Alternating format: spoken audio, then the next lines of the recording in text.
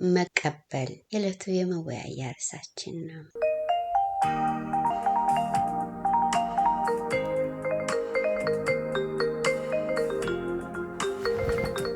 ይህ የከበቦች ልሳነ ወርቅ ሚዲያ ነው። የከበቦች ልሳነ ወርቅ ሚዲያ በእምዬ ስዊዘርላንድ በኢትዮጵያ ውስጣዊነት ላይ አተኩሮ የሚሰራ ሚዲያ ነው።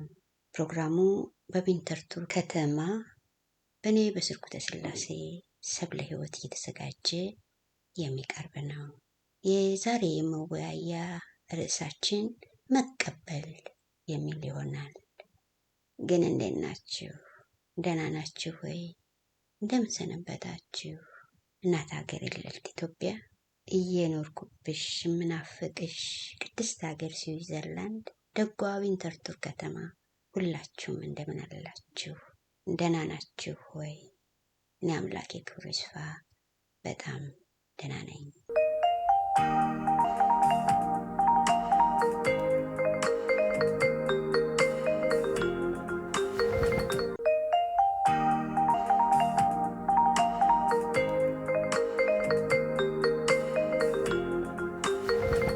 አዎ የዕለቱ የመወያያ ርዕሳችን መቀበል ነው።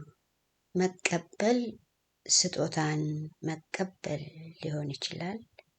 መቀበል በኢትዮጵያ ኦርቶዶክስ ተዋሕዶ ቤተክርስቲያን ቅዱስ ቁርባንን መቀበል ሊሆን ይችላል። መቀበል ራስን መቀበል ሊሆን ይችላል። በሌላ በኩል መቀበል የሚገጥሙ ማናቸውንም ፈተና መቀበል ሊሆን ይችላል።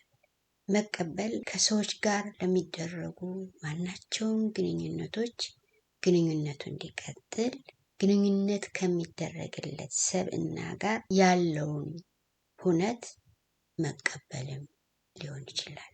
ራስን በመቀበል ውስጥ ያለው ፍሬ ነገር ራስን ሆኖ ለመኖር በራስ ላይ እምነት ማሳደር፣ ራስን ማመን ነው። ራስን ማመን፣ በራስ መተማመን የቀጣይ ህይወትን ምዕራፍ ከፋች ይሆናል። በሌላ በኩል በራስ ህይወት ዙሪያ የሚገጥሙ ገጠመኞችን መቀበል ያስፈልጋል። ለምሳሌ የምትሳሱለት፣ የምትወዱት፣ እንድታጡት የማትፈልጉትን መንፈስ፣ ሰብእና፣ ቤተሰብ፣ ሙያ ሊሆን ይችላል። ታጡ ትችላላችሁ። ባላወቃችሁት ባላቀዳችሁበት ሁኔታ ልትለውጡት የማትችሉ መሆኑን ካረጋገጣችሁ ያንን እንደ ጸጋ ቆጥሮ መቀበል የተገባ ይሆናል። በስተቀር ውስጣችሁ በጣም ይጎዳል።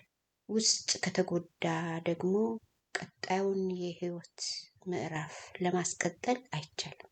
በተለይ ሀዘን ከሆነ ከባዱ የህይወት ፈተና የህይወት ሀዘን ብዬ የማስበው እናት ማጣት ከባድ ይመስለኛል።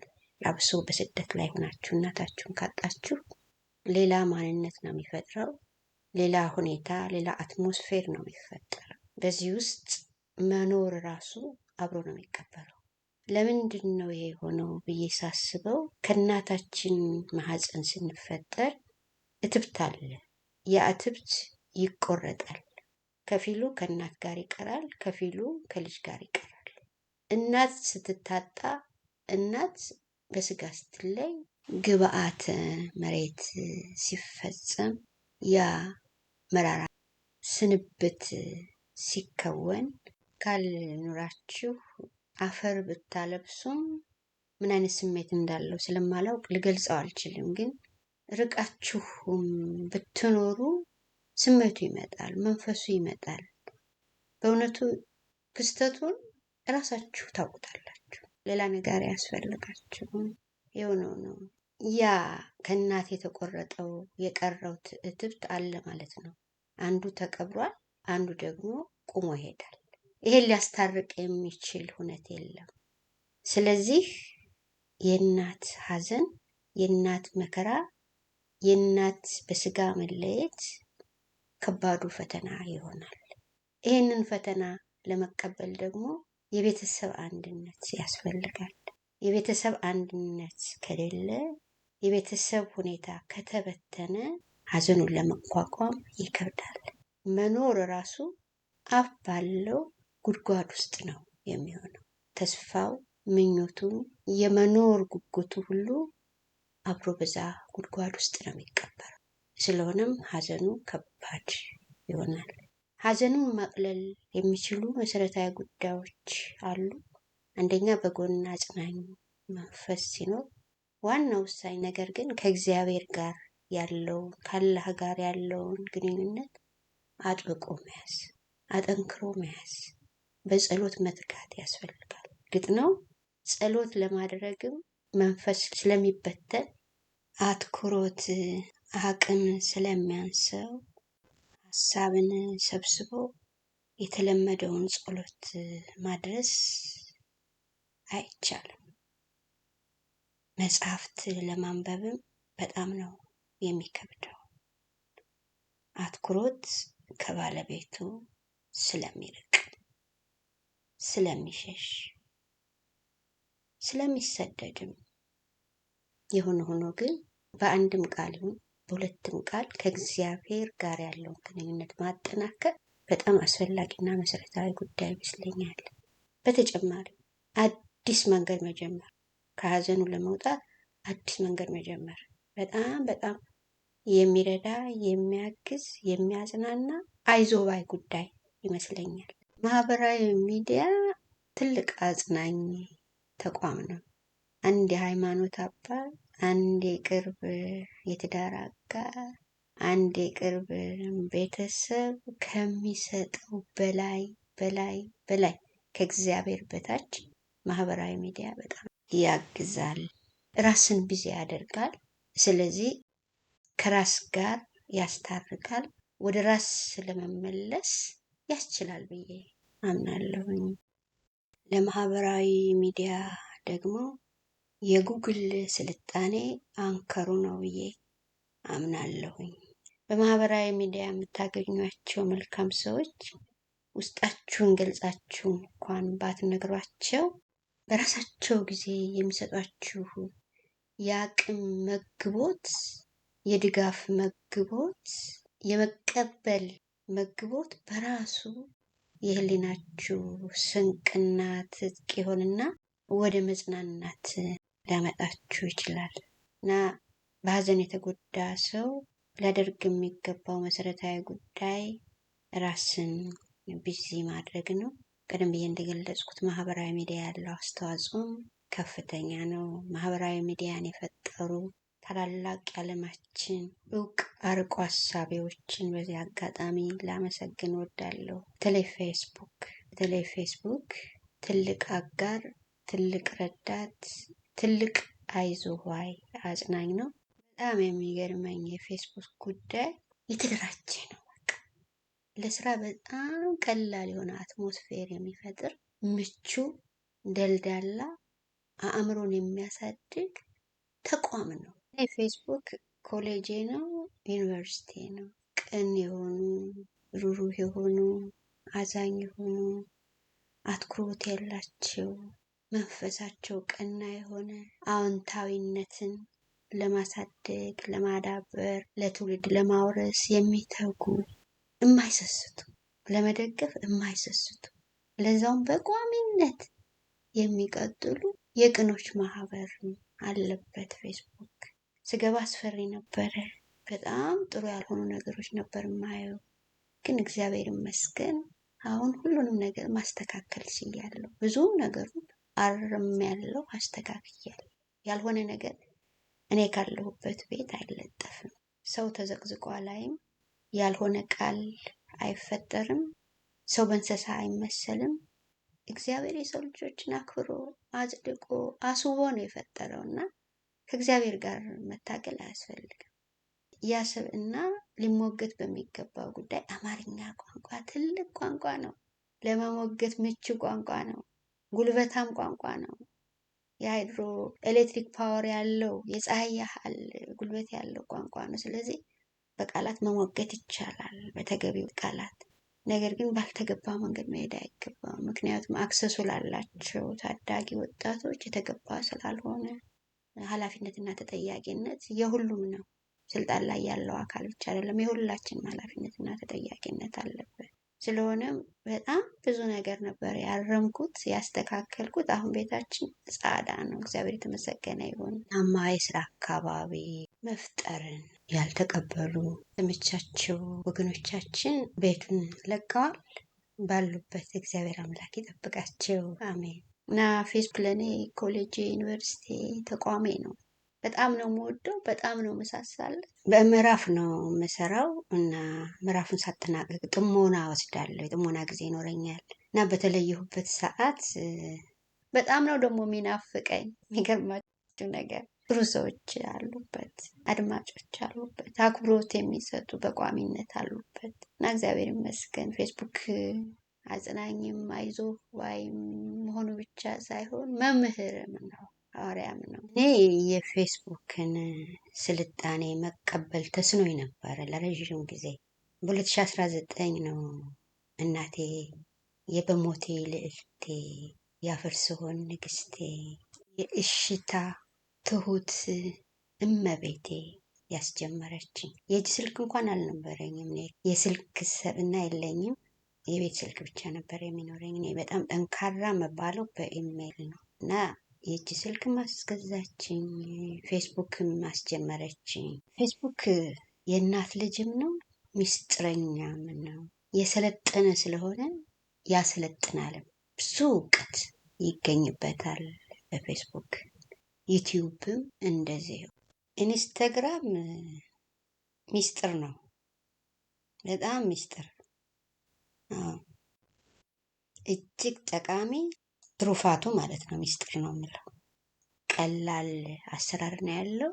ጠቃሚ የሆነ የሚዲያ ፎርማት ነው። ይሄን የውስጥ ሀሴት በእናቴ አነሳሽነት ፌስቡክን መጀመሪያ ነው። ዩቲዩብ ቀድሞ ነው የጀመርኩትኝ። ፌስቡክ ግን በጣም እጅግ በጣም ዘግቼ ነበር የጀመርኩትኝ እና ብዙ የህሊና የመንፈስ ጥቅሞች ቀርተውብኛል። መረጃም በጣም በፈጣን ነው የሚደርሰው ፌስቡክ ላይ። መደበኛ ቋሚ ሚዲያዎች ሳይወጡ ፌስቡክ ላይ ነው ብዙ መረጃዎች የሚገኙት፣ ለዛውም በፎቶግራፍ የተደገፈ ማለት ነው። በዚህ አጋጣሚ በፌስቡክም ዩቲዩብ ቻናሌንም የምትደግፉ የምትረዱኝ እኔን ለማድመጥ የፈቀዳችሁ ወገኖቼ ቅኖች ናችሁና ቅንነታችሁ ሁልጊዜ በየዕለቱ በየሰዓቱ በየሰከንዱ ቁሞ እንደሚያስተምረኝ ልነግራችሁ እወዳለሁ። እጅግ በጣም አድርጌ አመሰግናችኋለሁ። እግዚአብሔር ይስጥልኝ፣ ኑሩልኝ። አሜን። መሰል መስተጋብራዊ የሚያጓጓ የማይጠገብ ግንኙነት የፈጠረልኝ እናቴ ስታማክረኝ ስጦታዋን ተቀብዬ ፌስቡክ መጀመሪያ ነው መቀበል መቻሌ። ይህ ማለት የፌስቡክን ስልጣኔ መቀበል በመቻሌ ተጠቃሚ ሆንኩኝ። የዩቲዩብን ስልጣኔ ከውስጤ መቀበል በመቻሌ ነው። መቀበሌ ብቻ ሳይሆን ወደ ተግባር ለማሸጋገርም ጥረት በማድረጌ ነው። ብዙ የማይታዩ ረቂቅ የሆኑ መንፈሳዊ ትሩፋቶች አሉ ማህበራዊ ሚዲያ ላይ በመሳተፍ ብቻ የሚገኙ። አይከፈልበትም፣ በነፃ ነው። ሕጉንና ስርዓቱን ማክበር ግን ያስፈልጋል። ሕግና ስርዓቱን ለማክበርም መቀበል ያስፈልጋል። በዛ ሲስተም ውስጥ ተግቶ ለመሳተፍ የዛን ሲስተም፣ የዛን ተቋም፣ የዛን ፎርማት ሕግ፣ ደንብ፣ ድንጋጌ ከውስጥ መቀበል ያስፈልጋል። መቀበል ብቻ አይደለም፣ በዛ ሕግ፣ ደንብ፣ ድንጋጌ ስር ራስን ለማስተዳደር መወሰን፣ መቁረጥ በእጅጉ ያስፈልጋል። የመቀበል ትርጉሙ ተጠቃሚው ሀሴት ከደስታ በላይ ነው። ሁልጊዜ እላቸዋለሁ። ገሃዱን ዓለምና ሰማያዊውን ዓለም የሚያገናኝ እኔ ፌስቡክን የማየው እንደዛ ነው። በጣም ነው ሀሴት የማገኝበት። በጣም የጨመተ ተግባር የምትከውኑበት ፎርማት ነው እና ቀርቶብኛል ማለት ይቻላል ከ10 ዓመት በላይ። ይሄን ነፃ እድል መቀበል መቻል ከውስጥ ያስፈልጋል። መቀበል ብቻ ሳይሆን ተግቶ ችሎታን፣ ታለንትን፣ የእግዚአብሔርን ጸጋና በረከት እውን ለማድረግ መትጋት ያስፈልጋል። ሀዘን መቋቋም የሚችለው ቢዚነት ነው። አትኩሮትንም እንደገና የሚመልሰው፣ ጤናንም እንደገና የሚመልሰው፣ የመኖር መሻትን፣ ተስፋ የማድረግን ሁሉ ሊመልስ የሚችለው የምትተጉበት መስመር ሲኖር ነው። በተለይ የሚጫናችሁ ኃይል ሳይኖር ሲቀር በራሳችሁ ጊዜ ለመንቀሳቀስ ስትሞክሩ ያ በጣም አጋዥ አቅም ይሆናል ብዬ አስባለሁ። ከሁሉ እግዚአብሔር ጋር ያለውን ግንኙነት ማጠናከር በጣም መሰረታዊ ጉዳይ ይመስለኛል። አንድ ሰው በስጋ ሲለይ መልሶ አይገኝም። መኖራችን ሲፈጠር ለሞትም መሆኑን መቀበል ያስፈልጋል። መቀነስ መኖሩን መቀበል ያስፈልጋል። እየተጨመርን አንመጣም። እርግጥ መውለድ ካለ መጨመር ሊኖር ይችላል። መውለድ ከሌለ ግን እየተቀነሰ ነው የሚሄደው። ሰው በኖረ ቁጥር እድሜው ይጨምራል። እድሜው ሲጨምር እድሜው የጨመረው ያው ይሄዳል፣ መተካካት ይሆናል ማለት ነው። ይህንን የተፈጥሮ ሂደት እንደ ጸጋ መቀበል ያስፈልጋል። መቀበል ካልተቻለ አደጋው ሰፊ ነው፣ ራስንም ያሳጣል ማለት ነው። ስለዚህ ሀዘንን፣ መከራን፣ ችግርን እንዳለ መቀበልና ችግሩን፣ ሀዘኑን፣ መከራውን አደራጅቶ መፍትሄውን ለማመንጨት የራስ አቅም መገንባት ያስፈልጋል። የራስ አቅም እንዴት ነው የሚገነባው ስንል አዲስ መንገድ መጀመር፣ በጸሎት መትጋት ይሆናል ብዬ አስባለሁ። እና በመቀበል ውስጥ በጣም ከባዱ ፈተና መከራን የመቀበል አቅሙ የሰው ልጅ በጣም ስስ ነው። በእኛ ብቻ አይደለም። ይህ በመላው ዓለም በሚገኙ የሰው ልጆች ሁሉ የሚደርስ ነው። መከራ፣ መለያየትም፣ ችግርም ፈተና። የምትወዱትን የምታሳሱለትን ልትለዩት የማትፈልጉትን መንፈስም ይሁን አካል ስታጡ መቀበል ይከብዳል። ስለሚከብድም ነው ውስጥ የሚጎዳው። ስለዚህ በሚወጠኑ ነገሮች ሁሉ በተለይ በፖለቲካ መሰራረት ሂደት ውስጥ ብዙ የሚወደዱ፣ ብዙ የሚከበሩ፣ ብዙ ተስፋ የሚደረግባቸውን ሰብናዎች ማጣታችን አስቀድመን ልንቀበለው የሚገባ ጉዳይ ነው። ያ መቀበል ካልተቻለ የጀመርነው ፕሮጀክት፣ የጀመርነው ተቋም ይጎዳል ማለት ነው። ስለሆነም ጉዳቱ ከመምጣቱ በፊት ጉዳቱን አስቀድሞ ማቀድ ያስፈልጋል። እየተግባባን ነው? አዎ። ጉዳቱ ከመድረሱ በፊት ጉዳት እንደሚመጣ የምንወደው የምናከብረው አቅም ልናጣ እንደምንችል ማወቅና መቀበል ያስፈልጋል። ይሄ ከግምት ገብቶ አያውቅም። በተለይ በኢትዮጵያ ፖለቲካ ይሄ ነው አሁን የህዝብን ውስጥ እየረበሸው፣ እየበጠበጠው፣ እያወከው የሚገኝ። አንድን ነገር መቀበል ተስኖ ሌላ መንገድ ስንጀምር በዛ መንገድ ውስጥ የሚመጡ አደጋዎችን አስቀድሞ ማቀድ አለመቻል። አደጋ ይመጣል ብሎ አስቀድሞ መቀበል ያስፈልጋል፣ ማቀድ ያስፈልጋል፣ በህሊና ማቀድ። ለዚህም ነው ጦርነትና መከራው የገዘፈ የከበደ ስለሆነ ጦርነት ይቁም ብዬ የምሟገተው። አዲስ የሚያቆጠቁጡ የጦርነት መንፈሶችም ሊቀጡ ይገባቸዋል ብዬ ፊት ለፊት ወጥቼ የምሞግተውም በዚህ ምክንያት ነው። ጦርነትን የሚያቅዱ ሰዎች አስቀድሞ ማቀድ ያለባቸው ጉዳቱን ሊሆን ይገባል። ጉዳቱን ማቀድ አይቻልም፣ እርግጥ ነው። ግን ሰፊ ጉዳት ሊመጣ እንደሚችል፣ ሰፊ የጨለማ ጊዜ ለዛውም ድቅድቅ ጊዜ ሊመጣ እንደሚችል፣ ሰፊ የሆነ የህዝብ ሰቆቃ የህዝብ ምሬት፣ የህዝብ ሐዘን፣ የህዝብ እንባ ሊነግስ እንደሚችል ማቀድ ያስፈልጋል።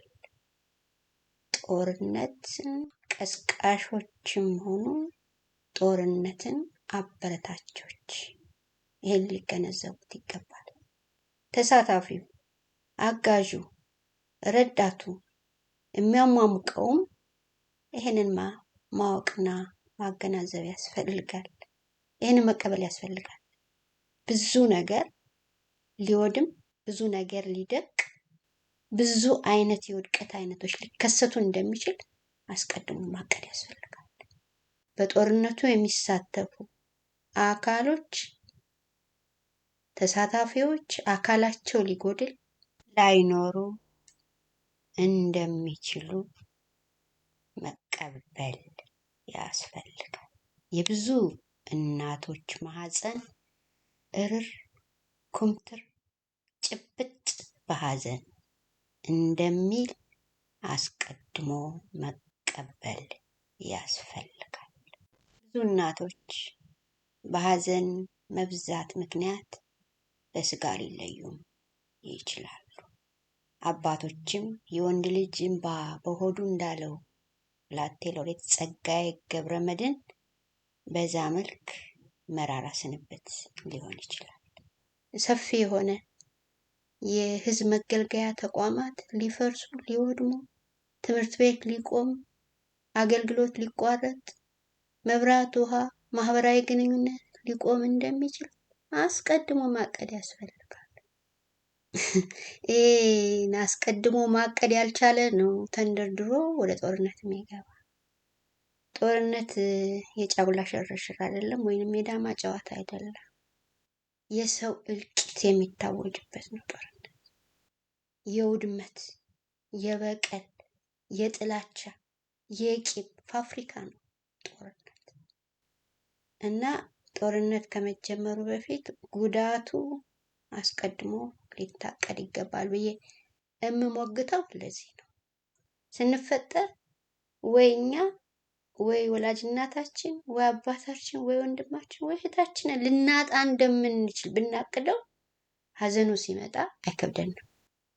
መጀመሪያ አቅደነዋል፣ መጀመሪያ ተቀብለነዋል። ስንሰደድ ራሱ አንድ ቀን ቤተሰብ ላጣ እንደምችል አቅጄ ሊሆን ይገባ ነበር።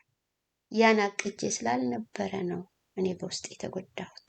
ስለዚህ ምን ጊዜ መቼውንም ቢሆን በምናቅዳቸው ነገሮች ውስጥ ጉዳትም መጎዳትም ሊኖር እንደሚችል ማቀድ እና ያንን መቀበል ያስፈልጋል። ማቀድ የሚቻለው መቀበል ስናስቀድም ይሆናል። ለዛ አቅም እንዲኖረን፣ ለዛ ኃይል እንዲኖረን፣ ለዛ ጉልበት እንዲኖረን በትህትና ደግሞ አምላካችንን አላህችንን መጠየቅ የሚገባ ይመስለኛል። መቀበል በሰፋ መልኩ ስንመለከተው፣ በተለይ በፖለቲካ እይታ ስንመለከተው በአንድ ስርዓት ውስጥ፣ በአንድ አስተዳደር ውስጥ፣ በአንድ ማህበራዊ ሁነት ውስጥ ያሉትን ክስተቶች መቀበል ሊሆን ይችላል። ለምሳሌ ህገ መንግስት የየትኛውም ሀገር፣ የትኛውም አህጉር፣ የትኛውም ክፍለ ዓለም ማዕከል ነው። ህዝብን፣ ስርዓትን፣ አገርን፣ ትውልድን በስርዓት ለመምራት ይቻል ዘንድ ፒላር ነው፣ ምሰሶ ነው፣ ማዕከል ነው፣ የጀርባ አጥንት ነው። ስለሆነም የአንድ ሀገር ህገ መንግስት ዜጎቹ ብቻ ሳይሆን ያንን ሀገር ለማየት፣ ለመጎብኘት፣ ለመኖር የሚሄዱ የሌሎች አገር ዜጎችንም ይመለከታል። የሁሉ ጉዳይ ነውና።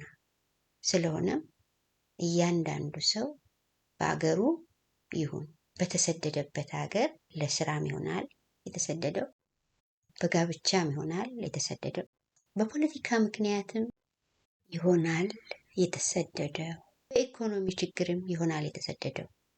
ነገር ግን በምንም ሁኔታ ይሰደድ የዛን ሀገር ህግ የማክበር በህጉ ስር የመሆን ግዴታ አለበት።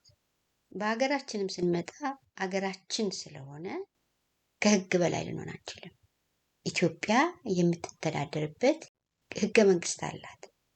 ህገ መንግስቱን ህዝቡ አብሮ አጸደቀው አላጸደቀው ስራ ላይ ያለ ህገ መንግስት ስለሆነ በዛ ስር መሆን የግድ ይጠይቃል። ህገ መንግስቱ የኔ አይደለም የሚል ማንኛውም ወገን፣ ማንኛውም ግለሰብ፣ ማንኛውም ተቋም በህገ መንግስቱ ስር ሆኖ ጥያቄውን ማቅረብ ያለበት። በምንኖርበትም ሀገር ቢሆን ህገ መንግስቱን እኛ እናጸድቀውም። ያጸደቀው የሀገሪቱ ህዝብ እና ዜግነት ያላቸው ናቸው ያጸደቁት። ስለዚህ ለዛ ህግ መገዛት ይኖርብናል። ዜጎቹ ራሳቸው የሚያከብሩትን ህግ እኛ ጥሰን መገኘት አይገባንም። በየትኛውም ሁኔታ መኪና፣ ባቡር፣ አውሮፕላን፣ መርከብ አሽከርካሪዎች፣ ሹፌሮች፣ ካፒቴኖች በቀስታ የሚጓዙበት ቦታ አለ። ሹፌሮች ጭራሽ እንዳይሄዱ የሚከለከሉበት ቦታ አለ። ቢጥሱ ህግ ይይዛቸዋል ማለት ነው። ይህም ብቻ አይደለም፣ አደጋም ደርስባቸዋል። ከዚህ የሚያድነው ምንድን ነው? ደንቡን፣ ህጉን፣ ድንጋጌውን መቀበልና በዛ ስር ራስን ለመምራት መዘጋጀት ያስፈልጋል። ጥሰት እንዳይኖር ደግሞ የዛን አገር ህግ፣ ደንብ፣ ድንጋጌ መቀበል ያስፈልጋል። መኖር ከተፈለገ ያንን ህግ ከውስጥ መቀበል፣ ለዛ ህግ ለመገዛት፣ በዛ ስር ለመተዳደር መወሰን፣ መቁረጥ ያስፈልጋል። ንጉሥ ዳዊት በምስባኩ ህግ ተላላፊዎችን ጠላሁ የሚለውም ለዚህ ነው። ማንም ሰው ከህግ በታች እንጂ ከህግ በላይ የለም፣ ሊሆን አይችልም። በሌላ በኩል ዓለም አቀፍ ህግጋት አሉ። በተለይ የታህሳስ 10 የ1948 ዓለማችን የሰብአዊ መብትን ለማስከበር ያወጣቻቸው ድንጋጌዎች ሊከበሩ ይገባቸዋል። ለማክበር ግን መጀመሪያ የሚቀድመው ነገር መቀበል ነው። መቀበል ያስፈልጋል። ይህ ህግ እኔን ሊገዛኝ ይገባል፣ በዚህ ህግ ልተዳደር ይገባል ብሎ መቀበል ያስፈልጋል። በሌላ በኩል በተቋማት ውስጥ አብሮ መስራት ይኖራል። ተቋማቱ የሚተዳደሩበት ደንቦች፣ ድንጋጌዎች ይኖራሉ። ደንቦችና ድንጋጌዎች እኛ ያልተወያየንባቸው፣ እኛ ያልመከርንባቸው፣ እኛ ያልዘከርንባቸው ሊሆኑ ይችላሉ። ድርጅት ፈቅደን አባል ከሆን እኛ አልነበርንበትም ብለን ህጉ ልንጥስ አይገባም። በዛ ደንብ፣ በዛ ድንጋጌ የመገዛት ግዴታ አለብን። የመገዛት ብቻ አይደለም፣ በዛ ደንብ፣ በዛ ድንጋጌ የምትተዳደር አገር ውስጥ ለመኖር ከወሰን በዛ ህግ ጥላ ስር መሆን አለበት ማንኛውም እንቅስቃሴያችን።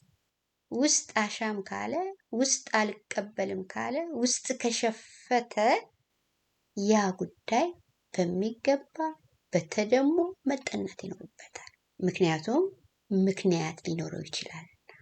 ማንኛውም ሰው ምክንያት ይኖረዋል። ማንኛውም ሰው ሎጂክ ይኖረዋል። ማንኛውም ሰው እውነት የሚለው የራሱ እውነት ይኖረዋል። ያ የራሴ እውነት የሚለውን ነገር ተቀብሎ ማወያየት ያስፈልጋል።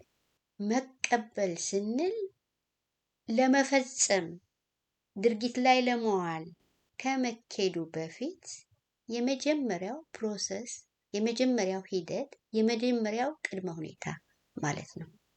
አንድ ቀላል ምሳሌ ልስጣችሁ። እኔ ፀጉሬ ከርዳዳ ሊሆን ይችላል። ያን ከርዳዳ ፀጉሬ መቀበል አለብን። ተፈጥሮዬ ነው። አይኔ ደቃቃ ሊሆን ይችላል። እሱ መቀበል አለብን። ወይ በቁመቴ አጭር ሊሆን ይችላለሁ። እሱም መቀበል አለብን። እና መቀበል የሚጀምረው ከራስ ነው። ከራስ ጀምሮ የመቀበልን ጽንሰ ሀሳብ የተቀበለ ራሱን በስርዓት ለመምራትም አያቅተው፣ በራሱ ላይ ኮንፊደንስ ለመገንባትም አያቅተው። በሌላ በኩል በራሱ ላይ ይሄን በማድረጉ በራሱ ውስጥ አናርኪ አይፈጠርም ማለት ነው። አናርኪ ካልተፈጠረ ውስጡ ጤነኛ ነው ማለት ነው። ውስጡ ጤነኛ ከሆነ ለሌላውም አካል ምን ይመግባል? ጤንነትን ይመግባል ማለት ነው። ስለዚህ የምንቀበለውን ነገር ከራሳችን መጀመር አለብን። የራሳችን የሆነውን ነገር መጀመሪያ መቀበል ያስፈልጋል።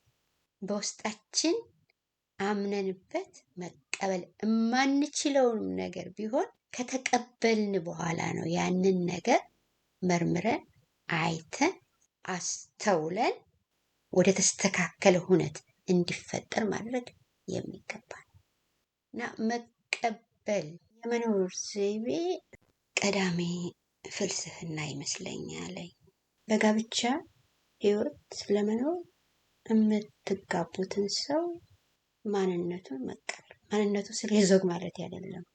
የሰብና ማንነቱ፣ የእውቀቱን፣ የአኗኗር ዘይቤውን፣ የቤተሰቦቹን ሁኔታ ሊያካትት ይችላል። ሃይማኖቱን፣ ስራም ከሆነ የምትሰሩበት የስራ አካባቢ፣ አላማውና ተግባሩ፣ ፖለቲካም ከሆነ በተመሳሳይ ሁኔታ፣ ተቋምም ከሆነ ውስጡ የሚታትርበት መሰረታዊ ፍላጎቱ ምንድን ነው ብሎ ማሰብና ማስተዋል ይገባል። ማስተዋሉ ነው እንግዲህ መቀበልን የሚያመጣው። ከተቀበሉ በኋላ ላይመች ይችልም አሳማኝ በሆኑ አመክንዮዎች የተቀበላችሁትን ነገር ከውስጣችሁ ማውጣት ትችላላችሁ። ማንም በራሳችሁ ውሳኔ ላይ ማንም ጌታ የለበትም። እያንዳንዱ ሰው የራሱ በራሱ የሚተማመን የራሱ እንደራሴ ከሆነ ማለት ነው። ዋናው መጠንቀቅ ያለብን በውስጣችን በራሳችን ውስጥ አናርኪዝም እንዳይፈጠር። የአናርኪዝም ከፈነዳ አካባቢውን በሙሉ ይበክላል፣ ብክል አየር ይፈጥራል። ከዚህ መጠንቀቅ ያስፈልጋል። መቀበል ላቅ ያለ የፍቅር ተፈጥሮ አካል ነው። እንዴት መቀበል የፍቅር ተፈጥሮ አካል ሆነ ብትሉት፣ መቀበል መጀመሪያ ቅንነትን ይጠይቃል። ቀና ሰዎች፣ ቅን የሆኑ ሰዎች መጀመሪያ በአዎንታዊነት ተመልክተው ይቀበሉታል። ከዛ በኋላ ነው ፈትሸው መርምረው ከነሱ ጋር ሊሄድ የማይችል ከሆነ የሚያስወግዱት እንጂ በመጀመሪያ ደረጃ ብሎክ ያደርጉት። እንደዛ የሚያደርጉት አሉታዊ አስተሳሰብ ያላቸው ናቸው። አሉታዊ አስተሳሰብ ያላቸው ደግሞ የፍቅር ተፈጥሮ አካል አይደለም አስተሳሰባቸው። ማንኛውም ሰው በመኖር ውስጥ ካለ መቀበልን መቀበል ያስፈልገዋል። ለዛ ደግሞ መታመን ይጠይቃል። መዳን እንዳለ ሁሉ መታመምን መቀበል፣ ማሸነፍ እንዳለ ሁሉ መሸነፍን መቀበል፣ ቀን እንደሚነጋ ሁሉ ቀን ሊያነክስ፣ ቀን ሊጎብጥ፣ ቀን ሊከሳ፣ ቀን ሊወይብ፣ ታመም፣ ቀን ሊያምጥ፣ ቀን ሊጨልም እንደሚችል መቀበል ያስፈልጋል። ተቃራኒ የሆኑ የህይወት ገጠመኞች ሁሉ ሊፈጠሩ ሊገጥሙ እንደሚችሉ አስቀድሞ መቀበል ያስፈልጋል። ይህ ከብዙ ነገር ያድናል። በተለይ ከአእምሮ በሽታ፣ ከስነ ልቦና በሽታ፣ ከልብ እና ከደም ጋር የተያያዙ በሽታዎች ጋር ቁርኝት እንዳይኖር ይረዳል፣ ያግዛል። የማከብራችሁ የአገሬ ልጆች ስትከታተሉት የቆያችሁት በመዬ ስዊዘርላንድ በደጓ ቪንተርቱር ከተማ በእኔ በስርጉተ ስላሴ ተዘጋጅቶ የቀረበው የከበቡሽ ልሳን ወርቅ ሚዲያ ያስተናገደው መቀበልን የሚመለከት ርዕሰ ጉዳይ ነበር። ቸር አስበን ቸር እንሁን፣ ቅን አስበን ቀና እንሁን። መልካም ሰንበት የኔ ወዶች፣ ኑሩልኝ። አሜን። በሰላም ያገናኘን። አሜን። ደህና